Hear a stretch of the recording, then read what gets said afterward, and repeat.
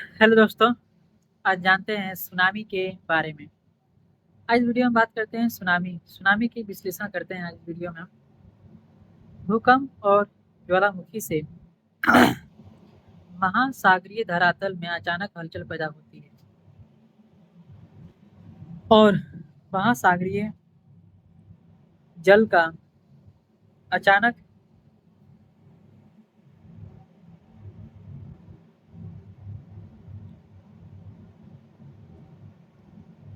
विस्थापन होता है। परिणाम स्वरूप ऊर्ध्वाधर ऊंची तरंगें पैदा होती है जिन्हें सुनामी अथवा सुनामिस कहते हैं या भूकंपीय समुद्री लहरें कहा जाता है। सुनामी बहुत ही तबाही मचाती है। सुनामी जिस क्षेत्र में भी आती है उस क्षेत्र को पूरी तरह से तबाह कर देती है। सुनामी बहुत ही दर्दनाक होता है। इससे लाखों लोग भी मर सकते हैं और हजारों लोग भी मर जाते हैं। ये इसकी लहरें बहुत ही ज़्यादा ऊंची होती है। तो आइए बात करते हैं सुनामी के कुछ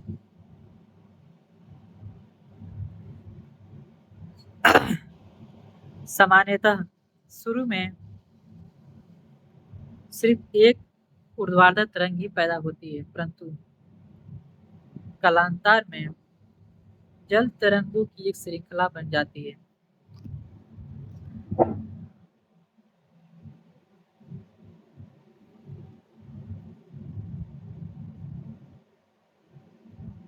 क्योंकि प्रारंभिक तरंग की ऊंची शिखर और निचली गर्त के बीच जल अपना स्तर बनाए रखने की कोशिश करता है।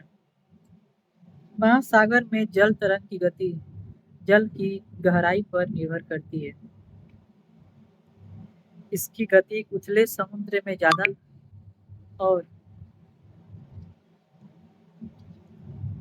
गहरे समुद्र में कम होता है। परिणाम स्वरूप महासागरों के अंदरूनी भाग इससे कम प्रभावित होते हैं। तटीय क्षेत्रों में ये तरंगें ज्यादा प्रभावी होती हैं और व्यापक नुकसान पहुंचाती है। इसलिए समुद्र में जलपोत पर सुनामी का कोई विशेष प्रभाव नहीं पड़ता। समुद्र के आंतरिक गहरे भाग में तो सुनामी महसूस भी नहीं होती। ऐसा इसलिए होता है क्योंकि गहरे समुद्र में सुनामी की लहरों की लंबाई अधिक होती है और ऊंचाई कम होती है। इसलिए समुद्र के इस भाग में सुनामी जलपोत को 1 या 2 मीटर तक ही ऊपर उठा सकती है और वह भी कई मिनट में। मतलब ऐसी लहर को आने में कितने भी समय लग सकते हैं।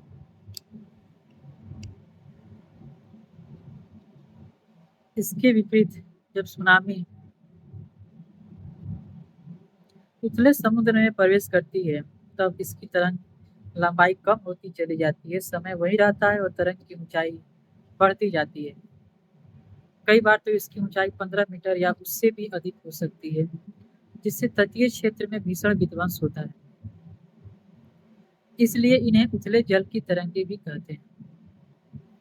सुनामी आमतौर पर प्रशांत महासागरीय तट पर, जिसमें अलास्का, जापान, फिलीपाइन, दक्षिण पूर्व एशिया के दूसरे द्वीप, इंडोनेशिया और मलेशिया तथा हिंद महासागर में म्यांमार, श्रीलंका और भारत के तटीय भागों में आती है।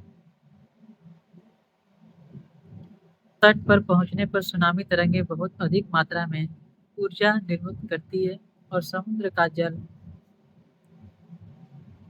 बहुत ही ज़्यादा तेजी से तटीय क्षेत्रों में घुस जाता है और बंदरगाह, शहरों, कस्बों, अनेक प्रकार के ढांचों, इमारतों और बस्तियों को तबाह करता है। चूंकि विश्व भर में तटीय क्षेत्रों में जनसंख्या सघन होती है और ये क्षेत्र बहुत सी मानव गतिविधियों के केंद्र होते हैं, अतः यहाँ दूसरी प्राकृतिक आपदाओं की तुलना में सुनामी अधिक जान माल का नुकसान पहुंचाती है।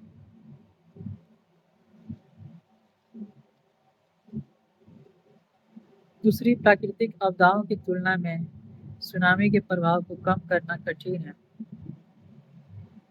क्योंकि इससे होने वाले नुकसान का पैमाना बहुत ही ज़्यादा है। किसी अकेले देश या सरकार के लिए सुनामी जैसी आपदा से निपटना संभव नहीं है। 26 दिसंबर 2004 को सुनामी आने के बाद भारत ने इसके खतरे को कम करने के उपाय पर काम शुरू किया। सुनामी की चेतावनी जारी करने का Indian ocean tsunami warning mitigation system विकसित हुआ।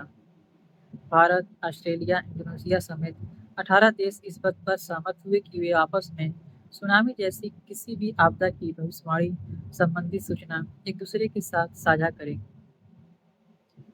IOTWS मुख्यतः दो तरह से काम करता है। पहला, समुद्र में बन रहे दबाव को रिकॉर्ड करता है। दूसरा, लहरों को मापता है। उसके आधार पर सुनामी का कितना खतरा है इसके आकलन किया जाता है। भूकंप या सुनामी जैसी किसी आपदा के लिए फिलहाल विश्व में जो भी चेतावनी तंत्र काम कर रहे हैं उनमें 8 घंटे पहले तक किसी आपदा को लेकर चेतावनी दी जा सकती है। वैज्ञानिक विश्व के 14 देशों में कॉस्मिक रे डिटेक्टर्स स्थापित करने की दिशा में सक्रिय है। यदि सभी 14 जगह कॉस्मिक रे डिटेक्टर्स स्थापित कर दिए जाएं तो किसी आपदा के संबंध में 20 से 24 घंटे पहले चेतावनी दी जा सकती है। नासा और अर्मेनिया की प्रयोगशालाओं के सहयोग से ये डिटेक्टर्स अब तक बल्गेरिया, क्रोएशिया और भारत में जवाहरलाल नेहरू विश्वविद्यालय में स्थापित किए जा चुके हैं। अध्ययन से पता चलता है कि भूकंप आने से पहले कॉस्मिक किरणों की तीव्रता कम हो जाती है। यदि कॉस्मिक किरणों की तीव्रता में कमी का जल्द पता चल जाता है तो उस सूचना को आगे विकसित कर किसी आपदा के संबंध में सूचना दी जा सकती है। दूसरे कॉस्मिक रे डिटेक्टर्स के से सूर्य में होने वाले परिवर्तनों का भी आभास हो जाता है। ऐसे बहुत सारे जगह हैं जहाँ पे बहुत ही ज़्यादा सुनामी आती है, जैसे कि समुद्री तट की लहरें। समुद्री तट के पास जितने भी राज्य हैं वहाँ पे सुनामी बहुत ही ज़्यादा आता है, जैसे कि पश्चिम बंगाल, उड़ीसा, केरल। भारत की ऐसे बहुत सारे जगह हैं जहाँ सुनामी बहुत ज़्यादा आती है। अभी हाल ही में आंध्र प्रदेश के साइड बहुत ही बड़ी तूफान सुनामी आई थी, जिससे कि 1000 से भी ज़्यादा लोगों की जानें गई थी और पता नहीं कितने घर तबाह हो गए थे। सुनामी बहुत ही खतरनाक विपदा है, जिससे कि जान माल की भी बहुत ही ज़्यादा नुकसान होती है।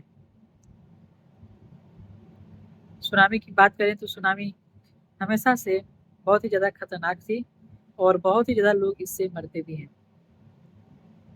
सुनामी को कभी भी नज़रअंदाज नहीं करना चाहिए।